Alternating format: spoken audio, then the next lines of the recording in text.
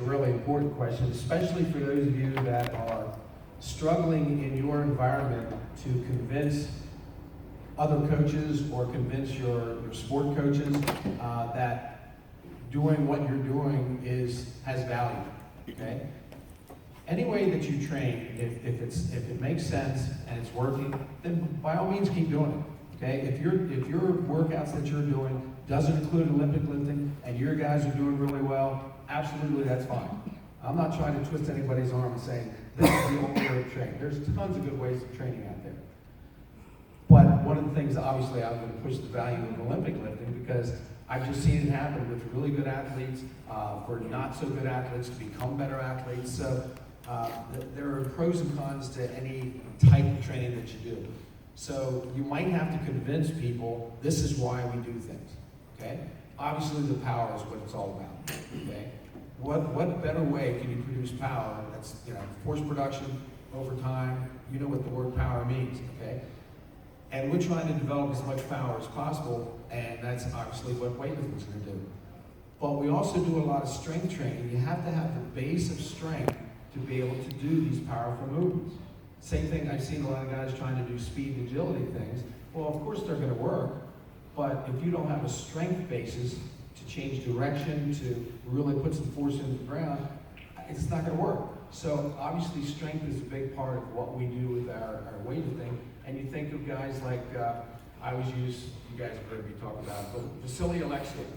Okay, some of you older guys and girls know who I'm talking about here. He was a Soviet champion from years ago, back in 72, 76, gold medalist in the Olympics.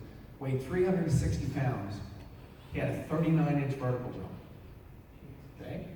Not only was he powerful, but he had the strength to have that power. He squatted about 1,000 pounds. And this is not a powerlifting super suit, super knee wraps, and 13 spotters around him. None of that stuff. Okay, this was. I didn't see him do it, but chances are it was probably just in a Speedo. Kind of nasty when you really put it into those words. Well, those 70 singlets were awesome. Oh man, and somebody just posted on Pisarenko. It's like, oh no, I don't want to see that. Anyway, but obviously that's one of the main reasons why we do things. The flexibility, I think, is one of the things that a lot of your athletes need, and by training like a weightlifter, that's helping to promote that flexibility. One of the things they did years ago in Europe, what they did was they did a big study. It was like 35 different sports, and they tested them in all kinds of physical attributes: strength, power, flexibility, endurance, body composition, the whole bit. Well, and they did all kinds of sports. They did gymnastics, they did swimming, they did wrestling, soccer, weightlifting, you name it. And out of all the flexibility tests, they found that weightlifters were ranked number 2 out of all the sports. The only sport that was higher ranked in the flexibility scores were the gymnasts. I think that tells you something about what type of value that you get from weightlifting. Okay, so we're promoting flexibility. So we're not having them squat with their heels on a board. Okay, we're trying to get them as deep as they can in their squats and in good form. So that's one of the benefits.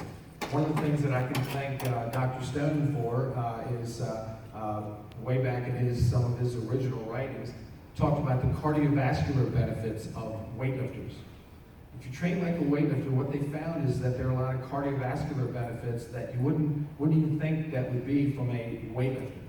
What they found is that VO2 maxes increase, resting pulse rate decreases, blood pressure decreases.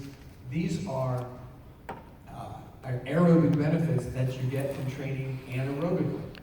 And this is where a lot of people that are into the endurance sports, I think they don't realize that you can build a strength base and you can build aerobic capacity by training like a weightlifter. But a lot of people don't get that. They don't understand that. And so I think if you're trying to develop the overall athlete, you want all those attributes: strength, power, flexibility, cardiovascular endurance. I think one of the biggest things that we get out of weightlifting is that it's the balance and the coordination, the kinesthetic awareness, your feet in contact with the ground, because that's what most sport is. And this whole movement thing, it's frustrating to me because at one point I taught a couple years of elementary physical education. Anybody have a phys ed background with elementary? Okay. There's not many of you, and you know why? Because they're starting to get rid of physical education in the elementary grades. It's one of the worst things we can do in this country. Okay?